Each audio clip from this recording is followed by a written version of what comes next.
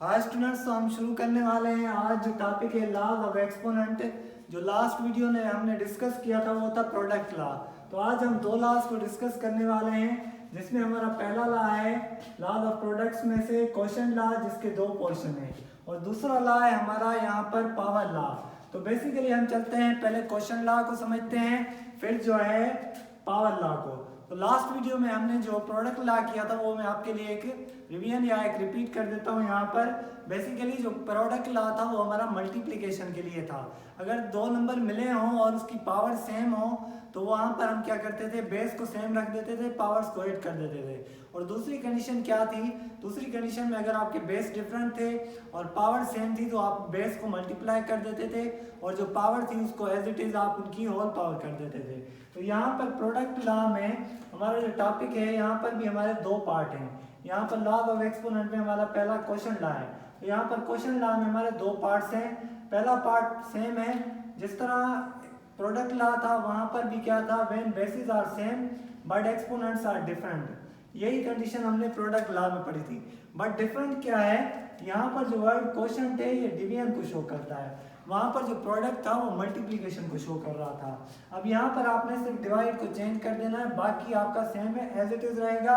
और यहाँ पर क्या करना है, आपने एडिशन एक्सपोनेंट्स को ऐड किया था और यहाँ पर आपने सब्ट्रैक्ट कर देना है। तो यहाँ पर ए और ए जो है हमारा बेस सेम है, पावर डिफरेंट है और डिवीजन में है। अगर यहाँ पर मल्टीप्लिकेशन में होता तो वो प्रोडक्ट लॉ हो जाता और यहाँ पर एडिशन कर देते हम एम प्लस एन।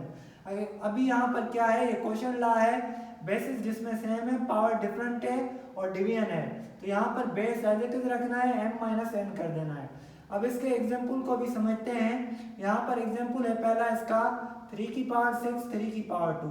तो यहाँ पर आप ऑब्जर्व करें 3 हमारा सेम है, तो यहाँ पर 3 हमारा क्या है, बेस है, बेस हमारा सेम है, तो एज इट इज बेस को रखना है। और यहाँ पर पावर को क्या कर देना है, अकॉर्डिंग टू डिवीजन यहाँ पर सब्ट्रैक्ट कर देना है, 6 माइनस 2। तो यहाँ पर 6 माइनस 2 हमारा यहाँ पर क्या बच जाएगा, 3 की पावर 4 हमारा सिंपल यहाँ पर आंसर आ जाएगा, सिंप्लीफाई करेंगे। तो यहाँ पर अब दूसरा क्वेश्चन है, 1/2 की पावर है 5 और जो है डिवीजन की सिंबल है 1/2 की पावर है 2। तो यहाँ पर भी हमारा बेस सेम है और जो है पावर डिफरेंट है और ये डिवीजन में है। तो यहाँ पर हमने क्या सीखा, यहाँ पर सीखा था अगर डिवीजन में हो, बेस सेम हो और पावर जो है डिफरेंट हो तो आपने बेस को एज इट इज रखना है और पावर को जो है उसका डिफरेंस कर देना है। तो यहाँ पर हम क्या करेंगे, 1/2 को एज इट इज रख देंगे, यहाँ पर हमारा 1/2 एज इट इज आएगा।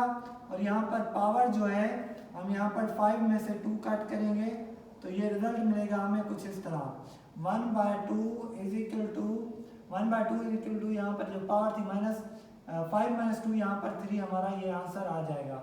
उम्मीद है यहाँ तक आपको समझ आ गया होगा पहला पार्ट। अब चलते हैं सेकंड पार्ट, जो कि क्वेश्चन लॉ का सेकंड पार्ट है। अगर आपको एक रिकेप दे दूं, जो आपने प्रोडक्ट लॉ में सीखा था वो भी कंडीशन इसकी सेम थी, statement when bases are different and exponents are same. वहाँ पर भी यही कंडीशन थी, पर वहाँ पर क्या था, प्रोडक्ट थी। यहाँ पर हमारे पास क्या है, डिवीजन है, या इसको क्वोशंट कह सकते हैं या फ्रैक्शन की फॉर्म इसको कह सकते हैं। यहाँ पर बेसिस डिफरेंट है, पावर सेम है और डिवीजन की सिंबल है, तो आपने क्या करना है, यहाँ पर डिवीजन में रख देना है नंबर्स को और पावर को एज इट इज रखना है। यहाँ पर हम क्या करेंगे, जो है हमारा यहाँ पर a power n b power n a upon b कर देंगे, होल पावर एन कर देंगे। यहाँ पर हमारा एग्जाम्पल है 5 और 3, बेसिस आप देख सकते हैं दोनों डिफरेंट हैं और पावर हमारी सेम है। तो यहाँ पर क्या करना पड़ेगा, अगर बेसिस आपके डिफरेंट हो और पावर सेम हो जाए, जिस तरह यहाँ हमने क्या किया था, 5/3 कर दिया और इसकी whole power as it is हमने रख देनी है, सिंप्लीफाई ये हो गया। ये बहुत ही ईजी क्वेश्चन था। और सेम है यहाँ पर ये दूसरा क्वेश्चन भी बहुत आसान है, 7 की पावर 3 है और 2 की पावर क्यूब है। तो यहाँ पर बेसिस आप देख सकते हैं दोनों डिफरेंट हैं, तो यहाँ पर 7/2 आपने डिवाइड में रख देना है, डिवीजन है तो डिवाइड में रख देना है, और यहाँ पर 3 को एज इट इज यहाँ पर रख देना है। तो ये सिंपल आपका क्या होगा, सिंप्लीफाई हो जाएगा। ये भी आपका क्या आ गया, आंसर आ गया। तो इन दोनों कंडीशन में क्या था, प्रोडक्ट को हमने इन्वर्स कर दिया, यहाँ पर एडिशन की जगह पर यहाँ पर सब्ट्रैक्शन आ गई पावर्स में, और यहाँ पर क्या हो गया, यहाँ पर मल्टीप्लाई हो रहे थे वो डिवीजन में आ गई। ये चेंजिंग हमने क्वेश्चन लॉ में देख ली। अब चलते हैं पावर लॉ पर। पावर लॉ हमारा बेसिकली इंडिकेट करता है अगर आपके पास a जो है एक रेशनल नंबर है और m n और जो है नेचुरल नंबर है। तो यहाँ पर आपका जो पावर लॉ होगा वो होगा a power m whole power n is equal to a m into n। अगर आपके पास पावर के ऊपर पावर है, यहाँ पर m के ऊपर n पावर है, तो आपको क्या करना है, इस पावर को इस पावर के साथ मल्टीप्लाई कर देना है। तो यहाँ पर क्या होगा m इंटू n। यहाँ पर इसके सिमिलर क्वेश्चंस हैं, 7 के ऊपर क्यूब है और इसके ऊपर 2 है। तो क्यूब के ऊपर भी पावर 2 है, तो हम क्या करेंगे 7 को एज इट इज रख देंगे और यहाँ पर 3 मल्टीप्लाई 2 कर देंगे। तो रिजल्ट हमें क्या मिलेगा, 7 की पावर यहाँ पर 6 मिल जाएगा 3 इंटू 2।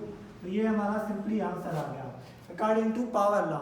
अगर हम सेम एज इस क्वेश्चन को देखें, ये भी अगर सिंप्लीफाई करें तो यहाँ पर क्या है 11/12 के पावर ऊपर 2 है और उसके ऊपर पावर होल जो है हमारी कर्ली ब्रैकेट में वो 4 पावर है।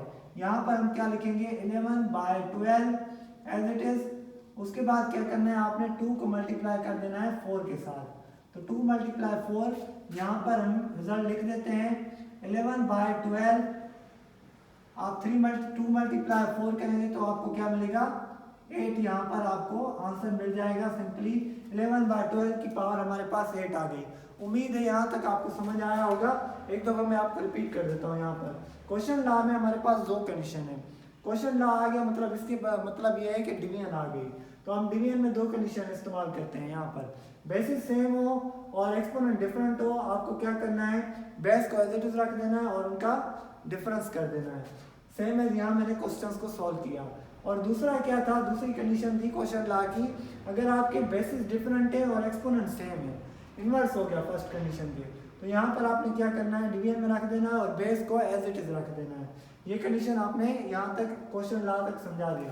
अब पावर लॉ क्या है, पावर लॉ सिंपल, अगर आपके पास a जो है रेशनल नंबर है, m नेचुरल नंबर है, तो पावर लॉ आपका क्या होगा, मतलब यहाँ पर a हमारे पास एक नंबर है, उसके ऊपर पावर है और उसके अगेन ऊपर एक पावर है, तो उसको आपने क्या कर देना है मल्टीप्लाई कर देना है। तो यहाँ पर जिस तरह मैंने क्यूब को मल्टीप्लाई 2 के साथ कर दिया तो ये 6 हो गया और 2 को मल्टीप्लाई 4 के साथ कर दिया तो 8 हो गया। उम्मीद है यहाँ तक आपको पूरा लेक्चर समझ आया होगा। हमारे चैनल की ऐसी मज़ीद इंटरेस्टिंग वीडियोस को देखने के लिए सब्सक्राइब करें, शेयर करें। Thank you.